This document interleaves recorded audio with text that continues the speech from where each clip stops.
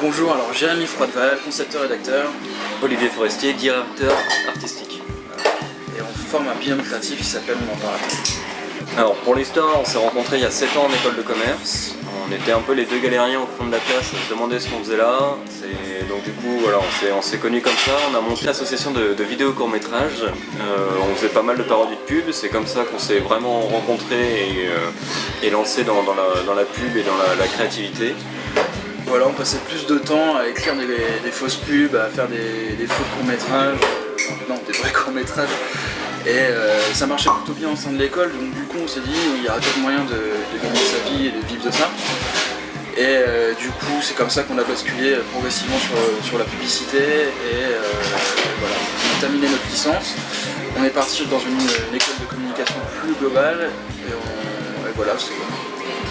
Et en gros, ça fait maintenant 4 ans qu'on bosse vraiment ensemble dans le milieu. Alors, Creativity en fait, c'est quand c'est un ancien collègue qui nous a un peu donné l'idée, il nous a dit il faut vous démarquer des autres, il faut laisser quelque chose à la fin de vos entretiens, au décès, un truc que les autres ne font pas. Et le truc, c'est qu'il nous le disait tous les jours. Donc du coup, plusieurs fois. Ça commence à trotter dans la tête.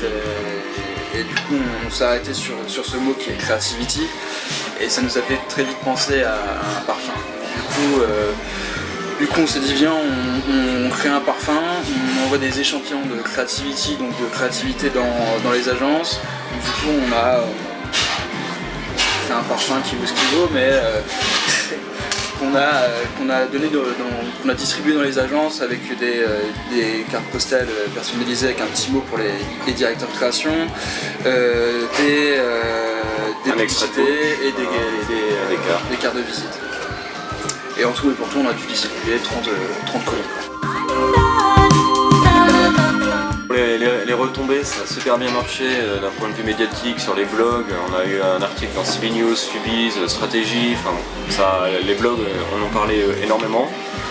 Pour ce qui est des retombées professionnelles, les directeurs de création n'ont pas répondu. Et on a une réponse de Nicolas Bordas qui a retweeté l'opération, donc super sympa.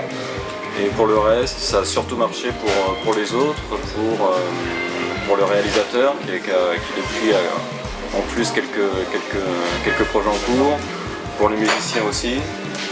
En fait ce qui est marrant avec ce projet c'est que c'est quelque chose qu'on a bâti vraiment sur participatif.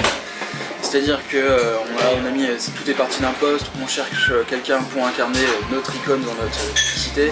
À partir de là on a trouvé un réalisateur, puis est venu une comédienne, puis est venu une styliste, puis est venu un musicien.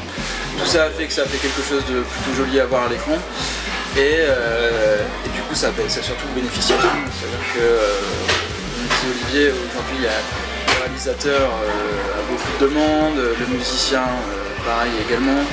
Donc tout ça a servi à tout le monde en fait, et c'est ça qui est bien. Le premier conseil en fait c'est ne pas avoir peur de mettre de l'ampleur à son idée.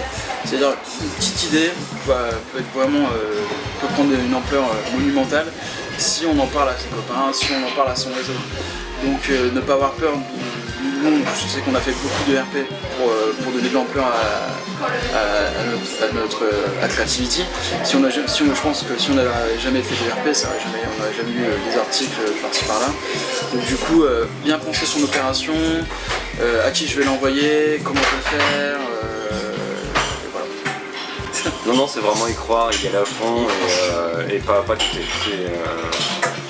Et assumer son idée, pas dire j'ai lancé ça mais j'ai fait ça vite fait. Être fier de son idée et la défendre jusqu'au bout, c'est le truc.